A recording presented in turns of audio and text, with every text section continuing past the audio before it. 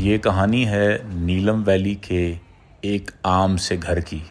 دریائے نیلم کے کنارے ایک عام گھر کیا کرتا ہے اور اس کی زندگی کیسی ہے، جب ان سے پوچھیں تو وہ کہتے ہیں ہم تو کچھ خاص نہیں کرتے۔ تو آئیں آپ کو دکھاتے ہیں کہ وہ کیا خاص کرتے ہیں۔ نیلم ویلی کے گاؤں کے ہر گھر میں یہ چند چیزیں تو مشترک ہیں۔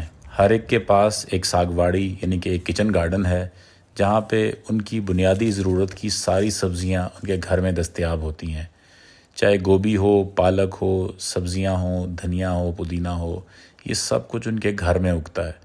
مرچیں، ٹماٹر، بینگن، کدو، ٹینڈے، یہ سب کچھ ان کے گھر میں اگتا ہے۔ سونچل سے لے کے بنیادی ساری سبزیاں ان کے گھر میں اگتی ہیں، اور یہ کام ان کی فیملی، ان کے بچے ایفرٹ لیسلی کرتے ہیں، بغیر کسی زیادہ توجہ کے۔